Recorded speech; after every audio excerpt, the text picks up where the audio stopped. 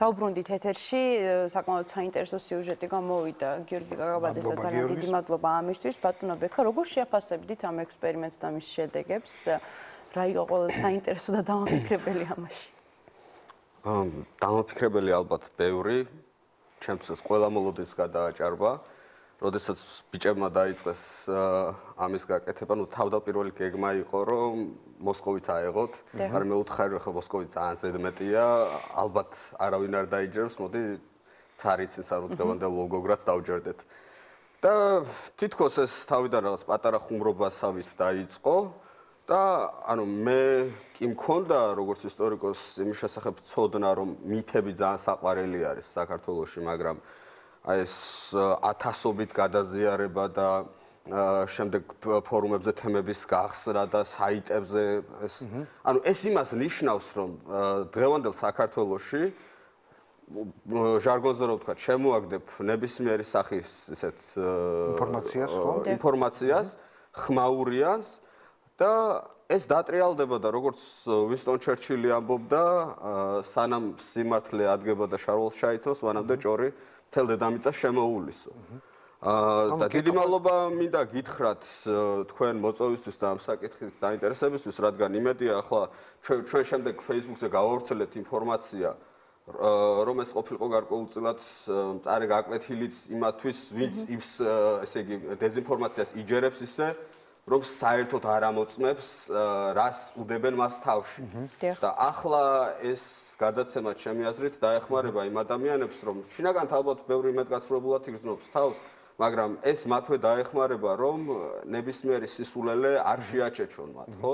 იმიტომ რომ ეს ქვეყანა დგას გარკვეული საფრთხეების წინაშე, დეზინფორმაციული თვალსაზრისით, მათ შორის ისტორიოგრაფიაშიც არის ბევრი რამ გავრცელებული და ორჯერ თუ არა ერთხელ მაინც რო დავფიქრდეთ, სანამ რაღაცას უტყუარად დავიჯერებთ. რა თქმა უნდა. კითხვების დასმის პრობლემა ყოველთვის არის ჩვენში, არა მარტო ეს. კრიტიკული აზროვნება. თუმცა ესე ანუ ისტორია გაჯერებულია, თქვა ესეთი საეჭვო ფაქტებით, მაგრამ ეს არ არის მარტო თქვა ქართული კულტურისთვის დამახასიათებელი ზოგადი ტენდენცია, თქვა ანტიკური ისტორიაშიც საკმაოდ ბევრია. ხო არ შეგიძლიათ გამოყოთ ის ძირითადი მიზეზები, თქვა რატომ ახდენდნენ ისტორიკოსები, თქნებათ რაღაც ისტორიის კონკრეტული ერთი ეპოქა ავიღოთ რა, ფაქტების დამახინჯებას, მით გამოქებას და რომანტიზირებას. ახლა ჩვენ თუ შუა საუკუნეების ფეოდალური ისტორიოგრაფიაზე ვსაუბრობთ, იქ საერთოდ სხვა სპეციფიკა არის, ქართლის ცხოვრება არის სამეფო კარზე დაწერილი ისტორიების კრებული, ანუ მეფის ისტორიკოსები წერდნენ და ბუნებრივია და რასაკვირველია წერდნენ ისე, როგორც ეს იყო უფრო მისაღები და მოსახერხებელი სამეფო კარისთვის, თუმცა შემდეგ როცა ისტორიოგრაფიული მეცნიერება შემოდის, ხო, მოხმარებაში და უკვე კვლევის კომპონენტი ჩნდება და არა მხოლოდ თხრობის, აქედან მალევე მოხდა საქართველოს გასაბჭოება, ანუ ახლა 19 საუკუნეში ყვანან ისტორიკოსები, რა თქმა უნდა, მაგრამ ისტორიული სკოლა საქართველოს, რომ ვთქვათ, რომ შეიქმნა. და ეს ისტორიოგრაფია იყო პოზიტივისტური, ანუ მხოლოდ შავ და თეთრ ფერებში, რომ ვართ მხოლოდ გმირები, ან ვართ მხოლოდ სპორტლები. შეფასებითი იყო, ანუ შეფასებითი. ხო, ანუ შუაში, ან როგორც დღევანდელ ცხოვრებაში ხდება, ხო, რომ ხან მართლები ვართ, ხან მტყუანები ვართ, ხან გვეშლება, ხან არ გვეშლება, რაღაც ჩვეულებრივად მიდის ცხოვრება, ხო? ანუ ეს ასეთი პროცესი არ იყო, ისტორიაში იყო მხოლოდ გმირები წინა პლანზე წამოწეული, რომ თქვათ ერთი დარტყმით იკვლება 1000 სპარსი და ასე შემდეგ, ან თქვათ ვიღაც ღალატობს, ვიღაც ჩაგრებს. ბუნებრივია ეს კომპონენტები იყო ისტორიაში და ამან თავისი სარგებელიც მოიტანა თავის დროზე, თქვათ ეს იყო ერის ნაციონალური კონსოლიდაციის იდეაც და როდესაც 80-იან წლებში ეროვნული მოძრაობა ძალიან გაძლიერდა, ამანაც შეუწყო გარკვეულწილად და დიდწილად უბრალოდ ინსპირაციას ხელი, თუმცა 90-იანი წლებიდან ხო რეალობა გვეცვლება ჩვენ და ვთქვათ მიტინგებზე ლოზუნგების ძახილის ნაცვლად უნდა ვისწავლოთ ჩვენ კრიტიკული აზროვნება და ნორმალური გონიერი საზოგადოების მშენებლობა, ხო? ანუ სხვა ეტაპზე ვართ გადასასვლელები, თუმცა ხშირად ძალიან ბევრ ისტორიით დაინტერესებულს და მათ შორის ისტორიკოსაც ეს ამბავი ეშლება და ავიწყდება და ისევ ესე იგი გაზვიადებული და გაბუქებული ისტორიის სფერებში ტოვებს საქართველოს ისტორიას. ეს იმას არ ნიშნავს, რომ თქვა საქართველოს ისტორია ან საამაყო არ არის, ან ძველი არ არის. ბუნებრივია, ძველიც არის, საამაყოც არის, მაგრამ ანუ ისტორიაში აზროვნების კომპონენტი სულ და უფრო ნაკლებად იგრძნობა. ხო, ანუ თქვა თარიღები, ესე იგი საბრძოლო ველზე გამოსული ხალხის რაოდენობა, ეს ხომ არ არის თავარი, არა? ანუ ანალიზი არისი არის ისე როგორც სწავლების დროს თუნდაც სკოლებში, ხო? მე ესე ვისწავლე ისტორია, თარიღები დაზიანებული და არანაირი თქვა მსჯელობა, დისკუსია კონკრეტულ ფაქტებზე არ მიდიოდა. თქვენი მეგობარი თბილისის სახელმწიფო უნივერსიტეტის ისტორიის დოქტორანტი, როგორც ვნახეთ სიუჟეტში, დიმიტრი სილაკაძე, ერთ-ერთ ინტერვიუს გადავაწყდეს, სადაც საუბრობს თერმოპილის კამპანიაზე, სადაც სპარსელები რამდენიმე მილიონიანი ჯარით იყვნენ გამოსული და მე-19 საუკუნის ბოლოს მოხდა ამ ფაქტის, ასე ვთქვათ, მეცნიერული გადამოწმება და ეს აბსოლუტურად აბსურდი იყო იმ ეპოქისთვის. თუ არის თქვა ქართულ ისტორიაში კონკრეტული მაგალითი, რომელიც საფუძვლიანად გადაიხედა, თქვა მეცნიერების მიმართ და ცალსახად ითქვა, რომ ეს არის qalbi ჯერჯერობით სამწუხაროდ რაღაცების ცალსახად ქმისგან შორს ვარ, თუმცა არის ხალხი, რომელიც ცდილობს რაღაცების გადასინჯვას და არა იმ მიმართულებით, რომ თქვა რამე დაკნინდეს, არამედ რაღაც რაციონალურ და გონივრულ ჩარჩოებში რომ მოექცეს, ხო? თქვა იგივე როცა ჩვენ ვიცით სხვადასხვა საბრძოლო ველებზე ევროპაში მაგალითად ოსმალეთის იმპერიას, რომელიც სამ კონტინენტზე იყო გადაჭიმული, ამ იმპერიას, ესე იგი, არასდროს გამოუყვანია ბრძოლის ველზე, ესე იგი, მაქსიმუმს, ყველაზე მაქსიმუმს რაც ამბობენ, სულეიმან ბრწყინვალის დროს 100,000-მდე კაცი ყავდა, ესე იგი, ვენის ალყისას. ანუ ოსმალეთს ამხელა იმპერიას არ ყოლია არასდროს მეტი. და ნუ როგორ ხდება, რომ ჩვენ ამ დროს ასე ხელაღებით და მარტივად, ასე რომ ვთქვათ, ვიტყვით, რომ ესე იგი, აქ შემოვიდა 300,000 კაცი, 400,000 არსად არ შესულა ამ შუა საუკუნეების ისტორიაში 300 და 400,000 კაცი და ნუ რაღა ჩვენთან შემოვიდა. ხო, ახლა მე მესმის, რომ ის მედიევისტური ისტორია და მედიევისტი ისტორიკოსები გარკვეულწილად რაღაცებს ამეტებდნენ, მაგრამ ჩვენ ხო 21 საუკუნეში იმიტომ ვცხოვრობ და იმიტომ გვაქვს რაციონალური და კრიტიკული აზროვნება, რომ რაღაცები გავიაზროთ. თუ თქვათ, ქართული ჯარი ორჯერ რიცხმრავალ მტერს უგებდა ომს ან სამჯერ რიცხმრავალს, ეს რა საამაყო არ არის, ეს რა გამარჯვება არის, რასაკვირველია არის, მაგრამ ნუ ახლა ჩვენ გვინდა რომ ეს ტერი იყოს 10-ჯერ მეტი აუცილებლად და სხვანაირად არ გამოვა, გემოარეკ. უნდა გავითვალისწინოთ. ნუ გავაგრძელებთ პრინციპში თქვენსას, მაგრამ უფრო კონკრეტიკისკენ წავიყვან საქართველოს ისტორიის რომელი პერიოდი შეიძლება იყოს თქვენი აზრით ყველაზე დაშორებული რეალობას. ცოტა უფრო კონკრეტული ფაქტებით თუ შეგვიძლია ვისაუბროთ ამ შემთხვევაში. აი მაგალითად ჩვენთან სტუმრად იყო ისტორიკოსი პოლიტოლოგი ბატონი სტივენ ჯონსი, მაშინ საუბრობდით პერიოდზე 18-21 წლებზე მის ნამუშევრის შრომაზე საუბრობდით და ძალიან დაინტერესო იყო იმათ უცხოელის თვალით დანახული ეს ეპოქა და ყველაზე ნაკლებად ასე ვთქვათ შესწავლილი მეცნიერულად არის ეს პერიოდი, ხო? ამ პერიოდსაც გარკვეული წარმოდგენები უკავშირდება, მე გამიგია მაგალითად ესეთი აზრი, რომ როგორც კი საფრთხე გაჩნდა, მთავრობა გაიქცა, ხალხი მიატოვა და თბილისში შეატოვა მტერს, ხო? ეს ნამდვილად ეს არის. ეს პერიოდი საერთოდ ძალიან ცუდად არის განადგურებული ისტორიკოსების მიერ და საზოგადოების მიერაც.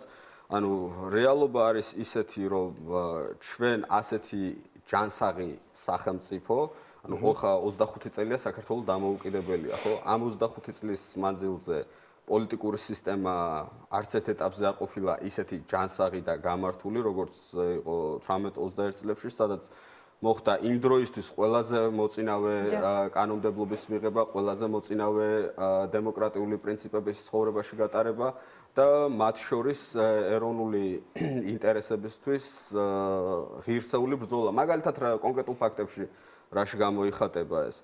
როდესაც ერთა ლიგაში დადგა საქართველოს გაწევრიანების საკითხი, საქართველოსთან ერთად იდგა ესტონეთისა და ლატვიის წევრობაც.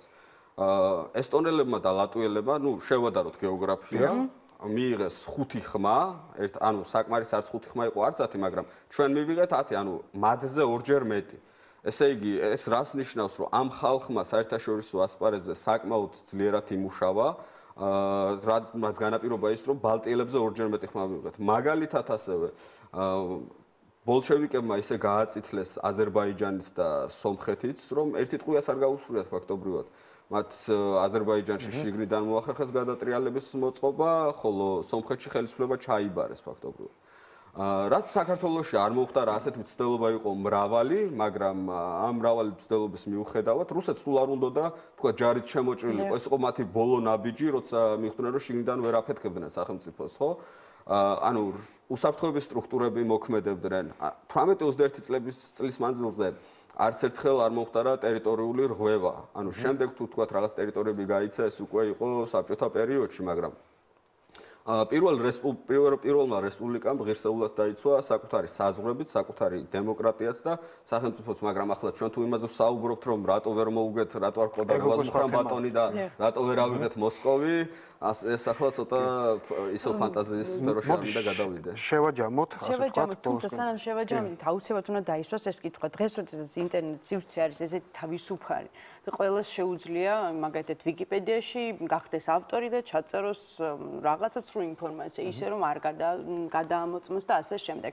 ნუ ამას ძირითადად თან მოიხმარენ სკოლის მოსწავლეები და გავართ იმ საშიშროებისკენ, რომ რაღაცას რომ გაიგებენ და გუგლავენ, თქვათ ამოაგდებს, რა ვიცი, ეკრემებს, რომელიც მე გუში ვნახე და არის ისტორია ბულიონის შესახებ, რომელიც არის ნუ აბსოლუტურად ალბათ მოგონილი, იმიტომ რომ როდესაც ერეკლე მეფე იყო, ბოდიშით გაწყვეტინა, ერეკლე მეფემ უმაღლესი განათლება მიიღო, ეს ერთ-ერთმა ისტორიის დოქტორმა თქვა საერთაშორის, უმაღლესი განათლება მიიღო დიდ ბრიტანეთში, რაღაც ულუჩის აკადემია დაამთავრა. ნუ გიწევს ხანდახან ასეთ რაღაცებს. როგორ უნდა დავიცვათ ამისგან თავი? მაგალითად, აი იმ მითისგან, რომ ერეკლე მეფეს, როდესაც თქვა სახსრები აწუხებდა, უწევდა ბულიონის მირთმევა, თურმე ასე წერია ამ ვიკიპედიაში, მაგრამ არ მიირთმევდა, რადგან იყო მარხვა და რა ვუთხრა ჩემ ერსო, მე რო ეს მარხვა. იცით რა არის? ახლა ჩვენ ვერ შევქმნით იმას, რა ქვია, ისტორიოგრაფიულ პოლიციას, რომელიც დადგება და სახაზავს დაარტყავს ყველას თითზე, ვინც რაღაცა არასწორს დაწერს. ამისგან გამოსავალი არ არსებობს, თუ საზოგადოებამ თვითონ არ ისწავლა აზროვნება და კრიტიკული აზროვნება. ინგლისურ ვიკიპედიას რო ჩახედოთ, თითქმის სამეცნიერო სტატიების დონემდე არის იქ დაწნეხილი ინფორმაციაც, ბევრი ციტირები. ანუ იქაც არის რა თქმა უნდა შეცდომები, მაგრამ შედარება არ არის. ასეთ რაღაცებს იქ ვერ დაწერ ფიზიკურად. იმიტომ რომ იქ საზოგადოება დგას თვითონ სადარაჯოზე და მათ შორის მეცნიერებაც განვითარებული არის სულ სხვა დონეზე. აი დღეს მაგალითად, აი მე როცა რაღაცას ვწერ ან ვამბობ, ნებისმიერი, თქვათ, ადამიანი, რომელსაც შეიძლება ერთი წიგნი ქონდეს წაკითხული, ან შეიძლება ისიც არ ქონდეს, აი იმპერატიული ტონით, მიუხედავად იმისა, რომ მე რაღაც სამეცნიერო ხარისხი მაქვს, მიმუშავია, ლექციებს ვკითხულობ, ანუ არავინ კითხვის ფორმით არ მომართავს, ყველა საუბრობს იმპერატიულად, რომ მან იცის ეს, ანუ არ არის განცდა, იგივე თქვათ, არქიტექტორს ან რაღაც ისეთ სპეციალობის ადამიანს ასე არ დაელაპარაკებიან თავის სპეციალობაზე, მაგრამ საზოგადოებაში არ არის განცდა, რომ ისტორია არის მეცნიერება. ეს არის კარგად, ლამაზად მოსაყოლი ამბების რაღაცა სფერო, რომელიც შეგიძლია მოყვე მეგობართან, სუფრაზე, სადღაც და ანუ ამით უნდა გავხალისდეთ, თითქოს ეს ისტორია, წარსული ისტორია არ ყოფილა რეალობა. და თქვათ, იქ ჩვეულებრივი ადამიანები არ ცხოვრობდნენ, თითქოს იქ ცხოვრობდნენ ადამიანები, რომლებიც თქვათ 1-10-თან იყო მაგარი და ასე შემდეგ და ასე შემდეგ. ანუ ჯერ თვითონ ისტორიკოსებმა მასობრივად უნდა გააცნობიერონ ის. ხო, შთაბეჭდილება იქნება თითქოს რაღაც ვიწრო წრეში არიან, თქვათ, პროფესიონალები ჩაკეტილი და ამ სამეცნიერო შრომებს ერთმანეთს ვისწერენ. ანუ ეს არ გამოდის საზოგადოებამდე არ მიდის. მე ეგეთი ახლა მან შეიძლება რამდენიმე საკითხი დაისვას. ჩემი აზრით ეს პირველი მოსაზრება არის, ძალიან გადასასინჯი არის სასკოლო სახელმძღვანელოები. იმიტომ რომ ყველაზე მასობრივი მოხმარება აქვს სასკოლო სახელმძღვანელოებს და აქაც ნარატივი მიდის ერთი და იგივე. ეს უნდა გადაიხედოს და ასევე ტელესივრცეში ალბათ ცოტა გონივრული რაღაცეები უნდა გადაიცემოდეს. იმიტომ რომ ზუსტად ტელესივრცეში ხდება მათ შორის ტირაჟირება მსგავსი თემების, ახლა ვთქვათ, ხორთუმოვის და მუხრან ბატონის ამბავი რეალობად არავის გადაუწია ჯერ, მაგრამ არც ბევრად აკლებენ სიმართლე რო ვთქვათ. ანუ ცოტა მედიამაც უნდა შეუწყოს ამას ხელი, პლუს ამას სასკოლო სახელმძღვანელოები და გავიზრდებით, იმიტომ რომ საბოლოო ჯამში ეს ყველაფერზე ახდენს გავლენას. აი მაგალითად, როდესაც ჩვენ ბავშვს პირველივე კლასიდან ვასწავლით რომ ყველა გარშემო ვინც არის, თქვათ, მეზობელი, არამეზობელი იყო, ცალსახად მტერი და შე ყველასთან მართალი იყავი და იყავი მსხვერპლი. მას პირველივე კლასიდან არ უყვარს ვიღაცეები. მას პირველივე კლასიდან გონია რომ ყველაზე მაგარი არის და ყველაზე ესე იგი, ნუ 10 კაცს უნდა მოერიოს. შემდეგ ასეთ ნარატივზე გაზრდილი საზოგადოება მაგალითად არჩევნებში ირჩევს არა თქვა ჭკვიანური პოლიტიკური პლატფორმის ან ეკონომიკური პლატფორმის მქონე პოლიტიკოს, არამედ მას ვინც ესე იგი მუშს მაგრად მოიღერებს და რაღაც შეკივლებს რაღაც ისეთ ლოზუნგს. და ასეთი ხალხი თუ მოვა მერე ხელისუფლებაში, ეს ხალხი თქვა ძლიერ ეკონომიკას ვერ აშენებს, ძლიერ საზოგადოებას ვერ აშენებს და შესაბამისად ეს ყველა ანუ კოლექტიური მეხსიერება ყველაფერზე ავლენს შემდეგ ყოველდღიურ ცხოვრებაზე ახდენს გავლენას და შესაბამისად ცოტა მიწაზე უნდა დავეშოთ. ძალიან დიდი მადლობა. ეს არის თემა, რომელსაც ესე ჩვენ 15-20 წუთში ჩვენ სტუდიაში ვერ ამოვწურა და გაგზავნა აუცილებლად ექნება. მადლობა რომ გვესტუმრეთ. ბექა კობახიძე გახდათ ჩვენი სტუმარი. ჩვენ შეგვიძლია გადავიდეთ გადაცემის შემდეგ ნაწილზე და ვიხილოთ აფიში.